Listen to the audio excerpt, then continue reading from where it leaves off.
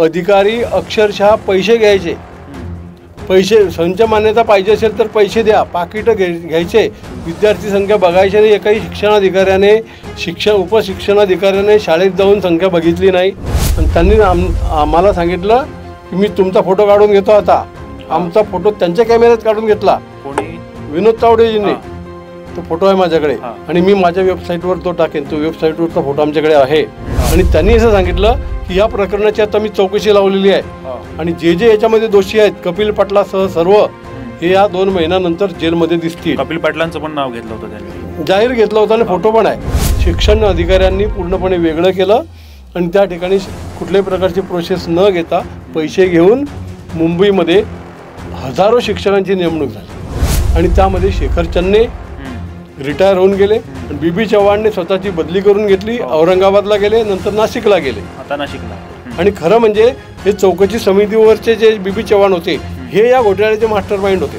आणि जर मी आयुष्यभर या प्रकरणामध्ये हे करतो आहे आणि शासनाने निर्णय घेतलेला आहे आणि असे चुकीचे निर्णय जर हायकोर्टाकडून येत असतील तर मग एवढ्या संघर्षाचा उपयोग काय. की आता हे खालचे अधिकारी जे आहेत हे तिच्यामध्ये बहुतेक 90% अधिकारी सहभागी आहेत. जेव्हा राज्याचे मुख्यमंत्री फडणवीस साहेब म्हणतात की 3000 कोटीपेक्षा जास्त रुपयांचा हा भ्रष्टाचार असू शकतो, तेव्हा हे वाक्य घेऊन विरोधी पक्षाने आगडोम उसळला पाहिजे. त्यांनी बोललं पाहिजे, मीडियासमोर आलं पाहिजे आणि हा प्रश्न तसाच लावला पाहिजे. बाकीचे जे सगळे पदवीधर आमदार आहेत अडबाले सोडले तर आणि सगळे शिक्षक आमदार आहेत, कुणीही एक चकार शब्द बोलत नाही आहे. विरोधक पण बोलत नाही ना काही. आता विरोधक पण बोलत नाही आहे. आणि विरोधक समजा ठीक आहे, पण हे ज्यांची जबाबदारी आहे, ज्यांना शिक्षकांनी निवडून दिलेलं आहे, पदवीधर आणि शिक्षक आमदार, हे गप्प का.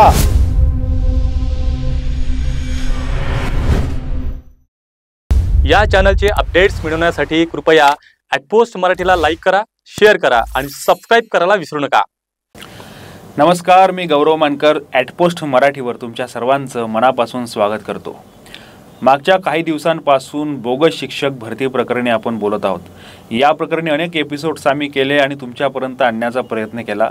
यामध्ये अनेक अशा बातम्या होत्या ज्या वेगवेगळ्या संघटनेतील लोकांकडून आपल्यापर्यंत येत होत्या, काही शिक्षकांकडून येत होत्या, काही संस्थांकडून येत होत्या, तर काही अधिकाऱ्यांकडून काही माहिती येत होती आणि त्या माहितीच्या आधारे आम्ही तुमच्यापर्यंत बातम्या आणत होतो. अनेक वर्तमानपत्रांमध्ये देखील या संदर्भात बातम्या येत होत्या. परंतु मागच्या 4-5 महिन्यापासून ज्या पद्धतीनं @पोस्ट मराठीने हे प्रकरण लावून धरलं त्याचं देखील अनेक ठिकाणी कौतुक झालं. आणि या संदर्भामध्ये अनेक जे संघटना आहे या संघटनांनी कशा पद्धतीनं पाठपुरावा केला या प्रकरणाचा. आणि फक्त हेच प्रकरण नाही तर जवळपास 2009 पासूनचे जे काही अनेक तुकडी घोटाळ्यापासूनचे प्रकरण आहेत आणि ज्या लोकांनी या प्रकरणामध्ये अनेक शिक्षणाधिकारी बघितलेले आहेत, अनेक अधिकारी बघितलेले आहेत, अनेक शिक्षण मंत्री बघितलेले आहेत आणि या सगळ्यांचा हा घोटाळा सामूहिक घोटाळा कशा पद्धतीनं असतो हे देखील जाणून घेणं महत्त्वाचं आहे. त्यामुळं या प्रकरणामध्ये फक्त हेच प्रकरण नाही तर या अगोदर जे जे काही प्रकरणं झाले ते मंत्रालया स्तरापर्यंत कसे गेले, ते बाहेर कसे आले आणि सर्वात महत्त्वाचं म्हणजे हे प्रकरणं दडपल्या कसे गेले हे जाणून घेणं महत्त्वाचं. आणि ते जाणून घेण्यासाठी आज आपल्यासोबत शिक्षक लोकशाही आघाडीचे अध्यक्ष ज्याला TDF म्हणतात त्यांचे अध्यक्ष श्री जनार्दनजी जंगले सर आहेत. जंगले सर, @पोस्ट मराठीमध्ये तुमचं खूप खूप स्वागत आहे. तुम्ही नागपूरमध्ये आलेला आहात, काही लोकांच्या भेटीगाठी सुरू आहेत. खरं तर या प्रकरणी जे बोगस शिक्षक भरती प्रकरण हे नागपुरातून सुरुवात झालं होतं आणि त्याला कायदेशीर कारवाई आणि गुन्हे दाखल होऊन अटक होणारं या ठिकाणाहूनच हे प्रकरण सुरू झालेलं होतं. ज्यावेळी हे प्रकरण सुरू झालं त्यावेळी देखील तुमच्या भागामध्ये हे प्रकरण अगोदरपासून होतं का, की इथून उघडकीस आल्यानंतर तुम्ही सर्व लोक त्यामागे लागले? नाही, हे जे प्रकरण आहे हे प्रकरण खरं म्हणजे जेव्हा 2012मध्ये मुंबईमध्ये सर्वप्रथम हे प्रकरण उघडकीस आलं. कारण जेव्हा तुकडी घोटाळ्यामध्ये जवळजवळ बोगस विद्यार्थी संख्या असल्यामुळे तुकड्या फुगवल्या गेलेल्या होत्या, तर त्या तुकड्यांवरचे जे शिक्षक आहेत त्या विद्यार्थी संख्या मोजणी झाल्यानंतर त्या तुकड्या कमी झाल्या आणि शिक्षक सरप्लस झाले. आता या दक्षिण मुंबईमधल्या ज्या तुकड्या कमी झाल्या, जवळजवळ 1024 तुकड्या मुंबईमधल्या कमी झाल्या, तर त्या तुकड्या इकडचे विद्यार्थी उपनगर स्थलांतरित झालेले असल्यामुळे तिकडच्या तुकड्या वाढलेल्या होत्या. ठाणे, रायगड, पालघर भागामध्ये तुकड्या वाढलेल्या होत्या. मग ह्या ज्या सगळ्या तुकड्या होत्या, ह्या सगळ्या तुकड्यांवरचे शिक्षकांना पगार मिळत होता. पगार फुकट सरकार वाटत होतं, शिक्षक बसून पगार घेत होते. आणि म्हणून शासनाने असा निर्णय घेतला की ह्या ज्या तुकड्या ज्या आहेत, ह्या तुकड्या जिथे आवश्यक आहे तिथे त्या शाळांना द्यायच्या आणि त्या ठिकाणी हे बसलेले जे बसून पगार घेणारे शिक्षकांना समायोजित करायचं, त्यांना सरप्लस करायचं. अशा प्रकारचा निर्णय शासनाने घेतला 2012 फेब्रुवारीमध्ये. आणि तशा प्रकारे मंत्रालयामधून कोणत्या शाळेला किती तुकड्या मिळतील अशा प्रकारचा डाटा त्यावेळचे उपसचिव आटे साहेबांनी तयार केला आणि सर्व मुंबईतले जे विभाग आहेत त्यांना डेप्युटी डायरेक्टरला पाठवला. डेप्युटी डायरेक्टरने काय केलं की तसंच्या तसं ज्या तुकड्या ज्या होत्या तशाच्या तशा तुकड्या त्यांना काही करायचं नव्हतं. त्यांनी फक्त मंत्रालयातून ज्या याद्या आलेल्या आहेत त्या याद्यानुसार त्या शाळांना तुकड्या द्यायच्या होत्या. मग त्यांनी काय केलं, त्या तुकड्यांच्या संदर्भात शाळांना पत्रव्यवहार केला, शिक्षणाधिकाऱ्यांशी पत्रव्यवहार केला. कारण 5 शिक्षणाधिकारी होते त्या मुंबई विभागामध्ये आहेत. तर त्यांच्याशी संपर्क साधल्यानंतर त्यांना सांगितलं की तुमच्या विभागामध्ये एवढ्या तुकड्या आहेत, तुम्ही त्या शाळांना कळवा. आणि त्याबरोबर त्यांनी असं सांगितलं की या ठिकाणी ज्या शाळांना तुकड्या मिळणार आहेत त्या 948 तुकड्या होत्या त्यावेळी. त्या 948 तुकड्यांवर हे जे बसून पगार घेणारे सरप्लस शिक्षक आहेत त्यांचं समायोजन करावं, असं स्पष्ट आदेश होता 5 मे 2012 रोजीचा. आणि त्यानंतर ही प्रक्रिया सुरू झाली आणि त्यामध्ये त्यांनी काय केलं की शिक्षक जे आहेत सरप्लस शिक्षक न घेता घाईघाईमध्ये 2012च्या ऑक्टोबरनंतर घाईघाईमध्ये तुकड्या दिल्या आणि अतिशय सर्व कुठल्याही प्रकारची प्रक्रिया न लागू करता पैसे घेऊन शिक्षकांच्या नेमणुका केल्या, नवीन शिक्षकांच्या नेमणुका केल्या. जुने शिक्षक बसूनच होते. म्हणजे तो सरकारचं नुकसान होतच होतं, पण यांनी पुन्हा नुकसानीमध्ये टाकलं, नवीन शिक्षक भरणे केला मोठ्या प्रमाणावर. आणि त्यामुळे त्या ठिकाणी दुहेरी फटका, आर्थिक फटका शासनाला बसला. आणि हे प्रकरण जेव्हा बाहेर आम्ही आणलं की हे सगळं चुकीचं होत आहे, तेव्हा डेप्युटी डायरेक्टरने आम्हाला पत्र दिलं होतं 2/12/2012 की या प्रकरणाची आम्ही आता चौकशी करतो आहे. म्हणजे या ठिकाणी जे 1048 शिक्षक होते त्यांना दुसरीकडे समायोजित करायला लागत होतं तुकड्या. तर ते समायोजित न करता नवीन तेवढे तुकड्या त्या ठिकाणी निर्माण करण्यात आल्या आणि त्याऐवजी मग त्यांचे पगार आणि त्यांचे पगार, जे बसलेले आहेत त्यांचे पगार आणि नवीन घेतले त्यांचे पगार, असं दुहेरी आर्थिक फटका शासनाला या माध्यमातून बसला. बरोबर. त्यानंतर काय झालं, कारण तुम्ही नंतर तक्रारी वगैरे केल्या, त्यावेळेस शिक्षण मंत्री कोण होतं, उपसंचालक कोण होतं, नंतर आपण या सगळ्या प्रकरणावर येऊ. नाही, त्यावेळी जे शिक्षण मंत्री होते ते राजेंद्र दर्डाजी होते. आणि राजेंद्र दर्डाजींना सुद्धा आम्ही हा प्रश्न उपस्थित केला होता आणि त्यांनीच सांगितलं होतं की तुम्ही डेप्युटी डायरेक्टरकडे जा. मग डेप्युटी डायरेक्टरने त्याच्या संदर्भात चौकशीचे सुद्धा आम्हाला पत्र दिलंय की अशा प्रकारे शिक्षण घोटाळ्याची जी चौकशी झाली, शिक्षक भरती घोटाळ्याची चौकशी व्हावी, अशा प्रकारे डेप्युटी डायरेक्टरचे आदेश होते. गंमत अशी आहे की जो डेप्युटी डायरेक्टर त्या ठिकाणी नेमलेला होता तो सस्पेंडेड होता. रेड हँड त्याला 2006 मध्ये पकडलेलं होतं. NB चव्हाण त्याचं नाव होतं. आणि त्याची लायकी नसताना, तो भ्रष्टाचारी आहे हे सिद्ध झालेलं असताना त्याला डेप्युटी डायरेक्टर पदावर बसवलेलं होतं आणि तो थिल्लर होता. त्यामुळे त्याला पुन्हा जेलमध्ये जायचं काय की पुन्हा सस्पेंड व्हायचं की त्याला भीती नव्हती. तो जाहीरपणे आम्हाला सांगायचा. आणि त्याने या सर्व माध्यमातून, सर्व शिक्षणाधिकाऱ्यांच्या माध्यमातून हे शिक्षक भरती केली. त्याने त्याच्या प्रत्येक पत्रामध्ये त्याने लिहिलं आहे की नवीन भरती करू नये, सरप्लस घ्यावं, असं त्याच्याच आदेशांमध्ये आहे. फक्त लिहायचं एक आणि करायचं वेगळं. शिक्षण अधिकाऱ्यांनी पूर्णपणे वेगळं केलं आणि त्या ठिकाणी कुठल्याही प्रकारची प्रोसेस न घेता पैसे घेऊन मुंबईमध्ये हजारो शिक्षकांची नेमणूक झाली. आणि त्यानंतर आम्ही हे प्रकरण लावून धरलं. आता लावून धरल्यानंतर आता सरकार, राजेंद्र दर्डाजी यांना त्याच्यातलं काही समजत नव्हतं. त्याच्यामध्ये 1-2 वर्ष गेलं आणि नवीन सरकार आलं 2014 मध्ये. तेव्हा आम्ही विनोद तावडेजींना हे सगळे पुरावे दिले की बाबा हे असे महत्त्वाचं प्रकरण आहे, तर तुम्ही हे जसाच लावा. आणि त्यांनी आम्हाला सांगितलं की मी तुमचा फोटो काढून घेतो. आता आमचा फोटो त्यांच्या कॅमेऱ्यात काढून घेतला. कोणी? विनोद तावडेजींनी. तो फोटो आहे माझ्याकडे हा. आणि मी माझ्या वेबसाईटवर तो टाकेन. तो वेबसाईटवरचा फोटो आमच्याकडे आहे. त्याला पुरावे आम्ही दिले आणि ते पुरावे घेतल्यानंतर 2015मध्ये त्याने त्या सर्व पुराव्यांचा अभ्यास केला. त्या विनोद तावडेने त्याची यंत्रणा लावली आणि कसा कसा घोटाळा झालेला आहे हा अभ्यास करून 20 ऑगस्ट 2015 रोजी त्यांनी त्या ठिकाणी एक चौकशी समिती नेमली. आपले जे शासनाचे प्रधान सचिव नंदकुमार यांच्या सहीने आदेश काढला की मुंबई उपनगर जिल्ह्याचे जिल्हाधिकारी शेखर चन्ने हे अध्यक्ष असतील आणि मुंबईचे शिक्षण उपसंचालक डॉक्टर BB चव्हाण हे सचिव असतील. ह्या दोघांची चौकशी समिती नेमली आणि 20 ऑगस्टला चौकशी समिती नेमल्यानंतर 4 ऑगस्ट 2015 रोजी त्यांनी पत्रकार परिषद घेतली विनोद तावडेंनी आणि त्यांनी असं सांगितलं की या प्रकरणाची आता मी चौकशी लावलेली आहे आणि जे जे याच्यामध्ये दोषी आहेत कपिल पाटलासह सर्व हे या 2 महिन्यानंतर जेलमध्ये दिसतील. कपिल पाटलांचं पण नाव घेतलं होतं त्यांनी, जाहीर घेतलं होतं आणि फोटो पण आहे की त्यांनी सांगितलं की याच्यामध्ये पूर्णपणे कपिल पाटील सहभागी आहे आणि तो आता जेलमध्ये जाणार, त्याच्याबरोबर अधिकारी पण जाणार. तर आम्हाला बरं वाटलं.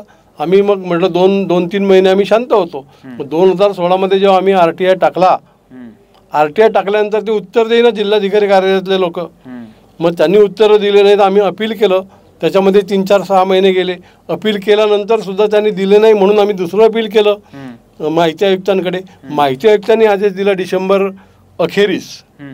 डिसेंबर 2015 अखेरीस उत्तर दिलं की बा तुम्ही यांना माहिती द्या. मग 16मध्ये त्या ठिकाणी त्यांनी उत्तर असं दिलं की बा आमची चौकशीची कारवाई सुरू आहे. आता म्हटलं सुरू आहे तर मग आम्हाला काय काय थोडीफार माहिती द्या. त्यांनी कुठली माहिती दिली नाही आणि फक्त सांगितलं की चौकशी सुरू आहे. मग याच्यामध्येच आणखी 1 वर्ष गेलं आणि नंतर मग 2017मध्ये हे काहीच आमच्या लक्षात आलं की काहीतरी फार मोठा गोंधळ विनोद तावडेंनी केलेला आहे. त्यामुळे आम्ही केंद्रीय मंत्री प्रकाश जावडेकर हे शिक्षण मंत्री होते, मानव संसाधन मंत्री होते, ते मुंबईमध्ये आले असताना त्यांना आम्ही निवेदन दिलं की अशा प्रकारे मोठा घोटाळा आहे शिक्षक भरतीचा, तर त्याच्या संदर्भामध्ये तुम्ही काहीतरी करा. मग त्यांनी राज्य सरकारला शिक्षण सचिवांना आदेश दिले की मी ताबडतोब या संदर्भामध्ये अहवाल सादर करा, लेखी आदेश दिले. मग ते प्रकरण आम्ही मीडियामध्ये दिलं होतं, सगळ्या मीडियामध्ये ते प्रसिद्ध झालं. तर त्याच्यानंतर आमदारांना पण कळलं, विरोधी पक्षाच्या आमदारांना. तर सगळ्या विरोधी पक्षाच्या आमदारांनी विधान परिषदेमध्ये आणि विधानसभेमध्ये जुलै 2018 आणि नोव्हेंबर 2015 हिवाळी अधिवेशनामध्ये सुद्धा प्रश्न उपस्थित केले. दोन्ही अधिवेशनामध्ये मंत्र्यांनी असं उत्तर दिलं की चौकशी सुरू आहे, TDFने केलेली तक्रार बरोबर आहे आणि चौकशी सुरू आहे, अहवाल आल्यानंतर सादर करण्यात येईल. अशा प्रकारचं दोन्ही वेळा सुद्धा उत्तर त्यांनी दिलं. पण त्याची चौकशी झालीच नाही आणि त्यामध्ये शेखर चन्ने रिटायर होऊन गेले आणि BB चव्हाणने स्वतःची बदली करून घेतली, औरंगाबादला गेले, नंतर नाशिकला गेले, आता नाशिकला आहे. आणि खरं म्हणजे हे चौकशी समितीवरचे जे BB चव्हाण होते हे या घोटाळ्याचे मास्टर माइंड होते. त्या घोटाळ्यामध्ये हे होते आणि चौकशी लावली. त्यांना चौकशीमध्ये सचिव नेमलेलं असल्यामुळे ते सगळं एकमेकांमध्ये असल्यामुळे ती चौकशी त्या ठिकाणी झाली नाही. आणि नंतर जर ती त्यावेळी चौकशी झाली असती तर महाराष्ट्रामध्ये हा जो हजारो कोटी रुपयाचा भ्रष्टाचार झालेला आहे तो झाला नसता. आणि त्यामुळे याला हे सर्व जी व्यवस्था आहे, मंत्र्यांपासून शिक्षणाधिकाऱ्यापर्यंत संस्थाचालकांपर्यंत, हे सर्व त्याला जबाबदार आहेत.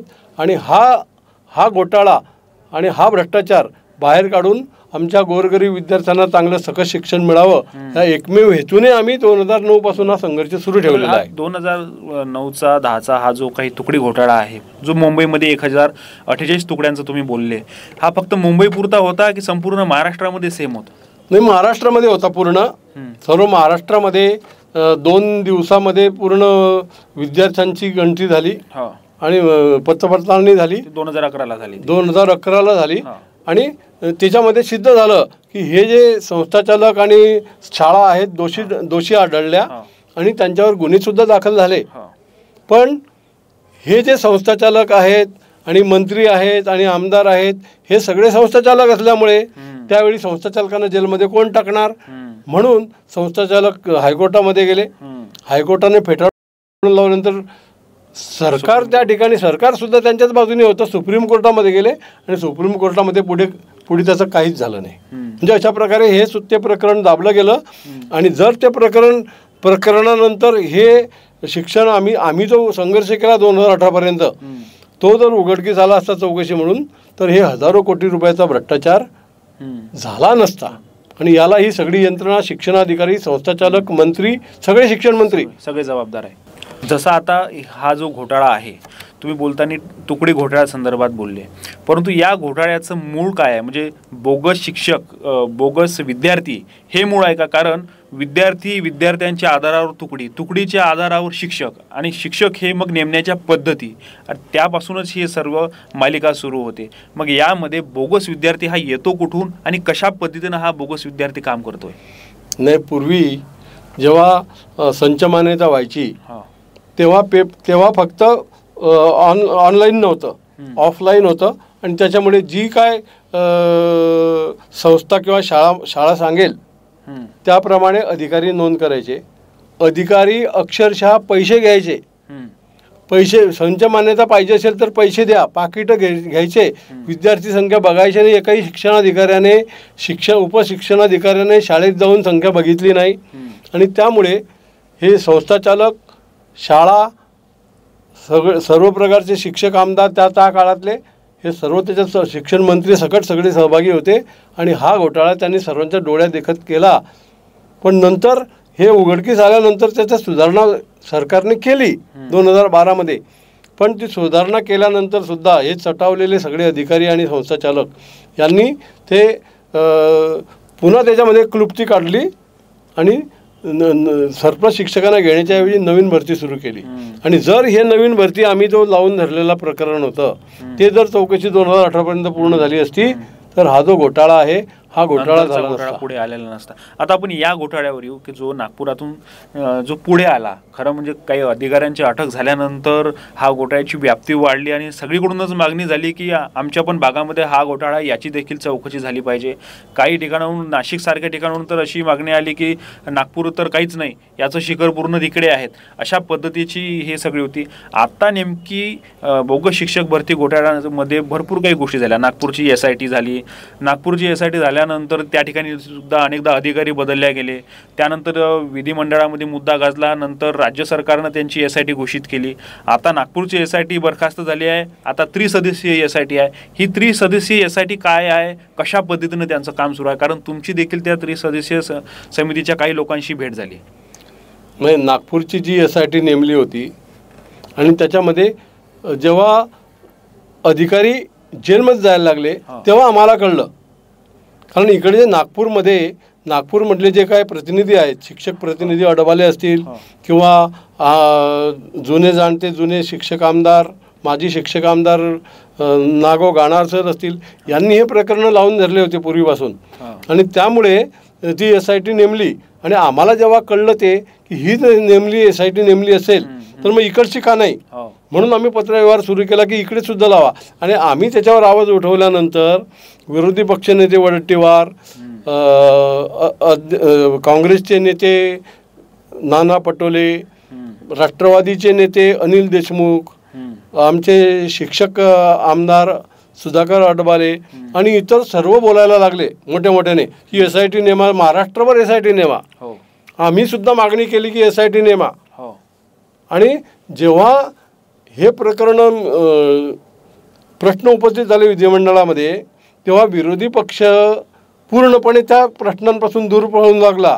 मुंबईचे जे आमदार होते संजय उपाध्याय यांनी हा भ्रष्टाचार बाहेर काढण्यासाठी पुढे आल्यानंतर हे जे भ्रष्ट अधिकारी आहेत हे भ्रष्ट अधिकारी त्यांच्या घरापर्यंत पोहोचले 5 कोटी घेऊन, पैशाच्या बॅग घेऊन पोहोचले. पण आम्हाला आनंद होतो की असे सुद्धा आमदार आहेत संजय उपाध्याय सारखे की ज्यांनी हे पैसे फेटाळले. आणि तो प्रश्न सर्व विरोधी पक्ष बोलत नसताना ते स्वतः बोलले. आणि त्यांनी हे जेव्हा प्रकरण विधानसभेत सांगितलं तेव्हा सगळे आमदार चिडले की अशा प्रकारची जर पैशांची मस्ती जर हे अधिकारी दाखवत असतील तर यांना धडा शिकवला पाहिजे, यांना निलंबित केलं पाहिजे आणि नवीन SIT नेमली पाहिजे. आणि त्यामुळे काही BJPचे आमदार, काही विरोधी पक्षाच्या आमदारांनी विरोधी पक्षांनी तो आवाज उठवला आणि त्याच्यानंतर SITची स्थापना झाली. नाही, आता मग SITची स्थापना झाली आहे, त्रिसदस्यीय आहे. पुण्याचे विभागीय आयुक्त जे आहेत त्यांच्या अध्यक्षतेखाली SIT सुरू आहेत. नागपूरची SIT जर आता बरखास्त झाली आहे. फक्त 3 सदस्यीय SIT आहेत, त्यांना देखील 3 महिन्याचाच कालावधी दिलेला आहे आणि इतके सगळं प्रकरण आहे, जवळपास 3 ते 3.5 लाख प्रकरणं त्यांच्यापर्यंत गेल्याची माहिती आहेत आणि 3 महिन्यामध्ये त्यांना देखील अहवाल द्यायचा आहे. ते 3 लोक इतके सगळे प्रकरणं, इतका सर्व महाराष्ट्रातील प्रकरणं कशा पद्धतीने हँडल करणार आहेत? कारण तुमची त्यांच्याशी भेट देखील झाली आहे, त्यांनी काय सांगितलं? आम्ही जेव्हा SIT नेमली, त्यांनी शासनाने SIT नेमली, तेव्हा या SITच्या 3 सदस्यांना आम्ही पत्र दिलं की ही SIT कशा प्रकारे काम करणार आहे आम्हाला सांगा. आम्हाला या SIT चौकशीमध्ये आम्हाला सहभागी व्हायचं आहे. आमची TDF, आमची मुंबई शिक्षक लोकशाही आघाडी सहभागी होणार आहे. आणि आम्ही त्यांना पुरावे पण दिले. सुरुवातीलाच आम्ही पुरावे देऊन टाकले त्यांना की आमच्याकडे पुरावे आहेत. मुंबईमध्ये 1024 तुकडे घोटाळे मोठा आहे, तर त्या संदर्भात आम्ही त्यांना माहिती पण दिली आणि पुरावे पण दिले. पण त्यांच्याकडून आम्हाला कुठल्याही प्रकारचा प्रतिसाद मिळाला नाही. उलट कुठल्याही प्रकारची त्यांनी चौकशी केली, त्यांनी सांगितलं तर नाहीच. पण नंतर जेव्हा सप्टेंबरमध्ये जेव्हा त्यांनी हे बघितलं की बाबा हे 3-3.5 लाख प्रकरणं आहेत, आपल्याला हे कसं जमेल, म्हणून त्यांनी 11 सप्टेंबरला जेव्हा आम्ही 12 सप्टेंबरला गेलो, कुलकर्णी साहेबांना जे SIT प्रमुख आहेत त्यांना भेटायला गेलो, तेव्हा त्यांनी जे संबंधित ज्यांच्याकडे चार्ज दिलेला आहे, SITचा चार्ज ज्यांच्याकडे आहे ते डॉक्टर माने यांच्याकडे आम्ही गेलो. ते असिस्टंट कमिशनर आहेत पुणे विभागीय कार्यालयामध्ये. तर त्यांनी असं सांगितलं की हा एवढा कारभार आम्हाला शक्य नाही आहे, आमच्याकडे तेवढी यंत्रणा नाही. त्यामुळे आम्ही 11 सप्टेंबरला महाराष्ट्रातल्या सर्व शिक्षण उपसंचालकांना बोलवलं आणि त्यांना सांगितलं की आता तुम्हीच छाननी करा, सर्व प्रकरणांची छाननी तुम्ही करा विभागवार आणि आमच्याकडे तशा प्रकारचा रिपोर्ट तुम्ही पाठवा. त्याच्यानंतर आमची SIT काम करेल. जेव्हा आम्हाला हे कळलं तेव्हा आम्ही उद्विग्न झालो की बा ही SIT नेमलेली आहे आणि जे शिक्षणाधिकाऱ्यांवर आम्ही आरोप करतो आहे, ज्या अधिकाऱ्यांवर आम्ही आरोप करतो आहे, त्यांच्याकडेच हे जर पुन्हा जाणार असेल तर मग न्याय कसा मिळेल? त्यामुळे आम्हाला संशय निर्माण झाला आणि तरीसुद्धा आम्ही त्याला प्रतिसाद दिला आणि आमच्याकडे जे पुरावे होते ते शिक्षणाधिकाऱ्यांना आणि डेप्युटी डायरेक्टरला आम्ही देऊन आलेलो आहे. आता त्याच्यानंतर सुद्धा आम्ही देऊन आलो, स्वतः सगळे पुरावे देऊन आलेलो आहे. आणि त्याच्यानंतर आम्ही असं महाराष्ट्रातले जे हे गेले वर्षानुवर्षे काम करणारे, विरोधामध्ये या भ्रष्टाचार विरोधात काम करणारे जे कार्यकर्ते आहेत विविध संघटनांचे, त्यांची मीटिंग आम्ही गेल्या रविवारी घेतली मुंबईमध्ये. आणि एकत्र येऊन विरोधी पक्षाला आणि सत्ताधारी या लोकांना भेटून त्यांना सांगायचं की हा गंभीर प्रकरण आहे आणि याच्यामध्ये कुठल्याही प्रकारचं आम्हाला यशच पाहिजे आहे. या सर्व जे ज्याच्यात अडकलेले अधिकारी आहेत, जसे नागपूर SITने अटका केल्या तसे यांच्यासुद्धा अटका झाल्या पाहिजे आणि यांनासुद्धा शिक्षा झाली पाहिजे. म्हणून आम्ही ती सभा घेतली. आणि नंतर आता जे एकंदरीत आम्ही आता ऐकतो आहे नागपूरमधलं प्रकरण, आता मी आज नागपूरला आलो आहे तेवढ्यासाठीच आलो की हे जे नागपूरची SIT यांनी बरखास्त केली, नवीन SIT नेमली आणि आता जे 2 प्रकरणं आता उपस्थित झालेले आहेत की नागपूर निकाल हायकोर्टाने दिलेले नाही, नागपूर SIT मध्ये जे 632 शिक्षकांचे पगार थांबवले होते गेले 6 महिने, त्या 632 SITचं बरखास्त केली. आता ती 632 शिक्षकांची चौकशी विभागीय शिक्षण उपसंचालकाकडे दिली. आता जे 632 शिक्षक आहेत त्यांचे पगार 6 महिने बंद आहेत. तर त्याच्यामधले 30 गटाचे 2 गट तयार झाले आणि दोन्ही गटांनी नागपूर हायकोर्टामध्ये रीट याचिका दाखल केली. एका गटाने सांगितलं की आम्हाला पगार तुम्ही का थांबवले, आम्हाला पगार द्या. आणि दुसऱ्या गटाने सांगितलं की हे जे भ्रष्ट अधिकारी आहेत ज्यांच्यावर कारवाई शासनाने केलेली आहेत तेच आमची चौकशी कशी करणार, आम्हाला न्याय कसा मिळेल. म्हणून हे दोन्ही प्रकरणं हायकोर्टामध्ये गेले आणि हायकोर्टाने शासनाला सांगितलं तुम्ही 1 दिवसामध्ये तुमचं काय असेल ते द्या, उत्तर द्या, तुमचा से द्या. पण हायकोर्टामध्ये सरकारतर्फे कुणी गेलं नाही. त्यामुळे त्या 30 शिक्षकांचे पगार सुरू झाले आणि त्यात जे बाकीचे जे 32 शिक्षक होते त्यांची विभागीय चौकशीला स्टे मिळालेला आहे आणि त्यामुळे आम्ही उद्विग्न झालो आहे. आता ही जर अशा प्रकारे दडपण टाकणार असेल, हे सरकार जर स्वतः SIT नेमताय आणि या 632 शिक्षकांचा तुम्ही पगार का थांबवले? बरोबर, म्हणजे संशय निर्माण झालेला आहे आणि हा शासनाने संशय निर्माण केलेला आहे. आणि त्या पार्श्वभूमीवर मी आज जुने जाणते आमचे माजी शिक्षक आमदार, शिक्षक परिषदेचे नेते नागो गाणार सरांना सकाळी भेटलो, त्यांच्याशी डिटेल चर्चा केली. ते सुद्धा उद्विग्न झालेले आहेत. कारण जर मी आयुष्यभर या प्रकरणामध्ये हे करतो आहे आणि शासनाने निर्णय घेतलेला आहे आणि असे चुकीचे निर्णय जर हायकोर्टाकडून येत असतील तर मग एवढ्या संघर्षाचा उपयोग काय? नाही, आता यामध्ये जसं तुम्ही म्हटलं की काही शिक्षकांचा गट गेला आणि त्यांनी त्या ठिकाणून स्टे मिळवून आणला. राज्य सरकारकडून उत्तर गेलेलं नाही. तिकडे त्रिसदस्यीय समितीचं पण काम असंच होऊन राहिलं की ते डेप्युटी डायरेक्टरांकडे ती चौकशी सोपवत आहेत आणि तुम्ही त्याची चौकशी करा. म्हणजे ज्यांच्यावर आरोप करण्यात आलेले होते तेच जर का चौकशी करणार असतील तर यातून काय निष्पन्न होणार हे सगळ्यांना समजू शकतं. म्हणजे एकंदरीतच हे प्रकरण गुंडाळण्याचा प्रयत्न सुरू आहे का की गुंडाळण्यात जमा झाला आहे? नाही, गुंडाळ्यात जमा झाला असं आपल्याला म्हणता येणार नाही, पण गुंडाळलं जाऊ शकतं. कारण काय की आता हे खालचे अधिकारी जे आहेत हे तिच्यामध्ये बहुतेक 90% अधिकारी सहभागी आहेत.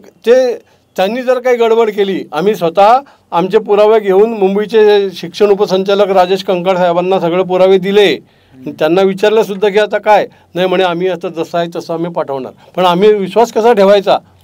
त्याच्यामुळे आमची अशी मागणी आहे की जर खरंच सरकारला हा घोटाळा बाहेर काढायचा असेल तर एक निष्पक्ष IAS अधिकारी जो आहे तो नेमला पाहिजे. तुकाराम मुंडेसारखा अधिकारी नेमला पाहिजे की जो कुणाच्याही दबावाला भीक घालणार नाही. अशा प्रकारचा अधिकारी नेमून त्याच्या माध्यमातून एक मदतनीस यांना या कमिटीला घ्यावा आणि या कमिटीनेच त्याची चौकशी करून त्याचा निष्कर्ष लावावा. अन्यथा तुम्ही म्हणता त्याप्रमाणे चौकशी गुंडाळली जाईल. आणि या संदर्भात सुद्धा मी नागो गाणार साहेबांना विचारलं की जर अशा प्रकारे झालं तर काय? मग ते म्हटले शेवटी तुम्हाला आता हायकोर्टाशिवाय काही पर्याय नाही. बरोबर. नाही, आता सर यामध्ये हे सर्व घटना चालू असताना खरं तर शिक्षकांचा हा प्रश्न आहे आणि शिक्षक आमदार म्हणून सुद्धा काही लोक विधिमंडळामध्ये जात असतात. या सर्व प्रकरणामध्ये काही शिक्षक आमदारांची भूमिका वेगळी दिसत आहेत. मुंबईचे जे अभ्यंकर नावाचे आमदार आहेत त्यांची काहीतरी भूमिका वेगळी दिसत आहेत. एकंदरीतच शिक्षक आमदारांची नेमकी भूमिका काय आहेत? कारण तुम्ही एक संघटना म्हणून त्यांना सुद्धा जवळून ओळखता. नाही, सुधाकर अडबाले हे शिक्षक संघटनेचे आहेत आमदार, त्यामुळे त्यांनी सुरुवातीला हा प्रश्न लावून धरला. पण आता जेव्हा हे गडबड सुरू आहे आणि त्या ठिकाणी SIT तर्फे संशयास्पद हरकती आहेत तर त्यांनी बोललं पाहिजे. बाकीचे जे सगळे पदवीधर आमदार आहेत अडबाले सोडले तर आणि सगळे शिक्षक आमदार आहेत, कुणीही एक चकार शब्द बोलत नाही आहे. विरोधक पण बोलत नाही ना काही. आता विरोधक पण बोलत नाही आहे. आणि विरोधक समजा ठीक आहे, पण हे ज्यांची जबाबदारी आहे, ज्यांना शिक्षकांनी निवडून दिलेलं आहे, पदवीधर आणि शिक्षक आमदार, हे गप्प का? कारण हे सगळे या भ्रष्टाचारात सहभागी आहेत. हे सहभागी आहेत म्हणून बोलत नाहीत. आम्ही तर डायरेक्ट बोलतो आहे. कारण जर ते एवढा मोठा 3000 कोटीचा भ्रष्टाचार आहे आणि तुम्ही ते प्रतिनिधी आहात, तुम्ही बोलायला पाहिजे, पण ते बोलत नाहीत. आणि अभ्यंकर साहेबांनी तर डायरेक्ट अधिकाऱ्यांचीच बाजू घेतलेली आहे, लेखीपत्र देऊन अधिकाऱ्यांची बाजू घेतलेली आहे. त्यामुळे अभ्यंकर काही करू शकणार नाही, ते पूर्णपणे भ्रष्टाचारांच्या बाजूने आहेत.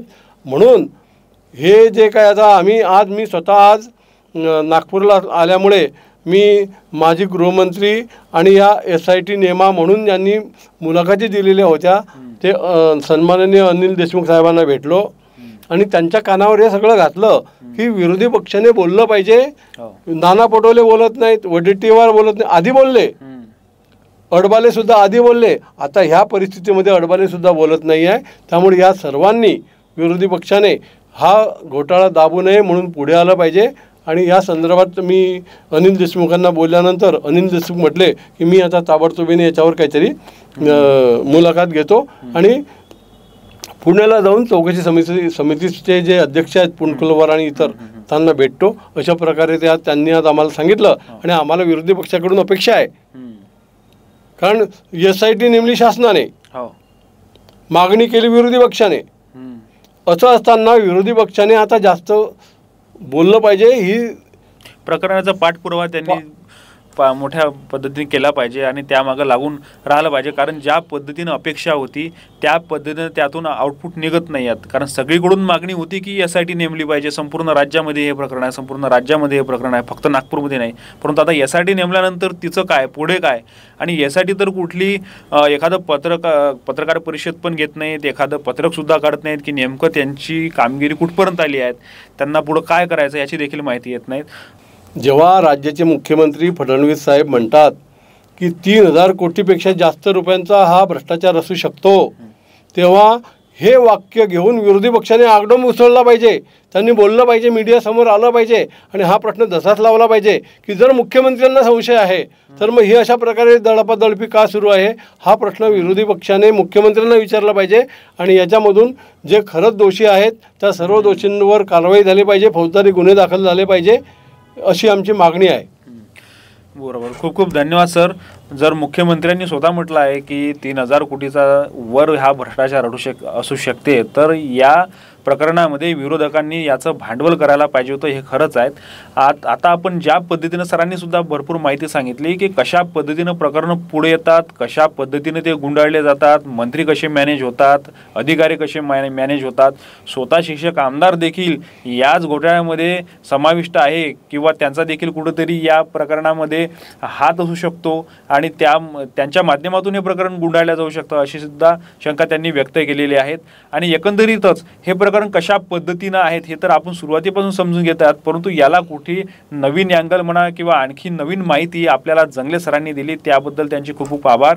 सर, आपण इथे आलात, आम्हाला भेट दिली, आमचे सविस्तर बोलले, त्याबद्दल खूप खूप आभार. धन्यवाद. आमची मुलाखत तुम्हाला कशी वाटली कमेंट बॉक्समध्ये कमेंट करून नक्की कळवा आणि ॲटपोस्ट मराठीला लाईक करा, शेअर करा आणि सबस्क्राईब करायला विसरू नका. धन्यवाद.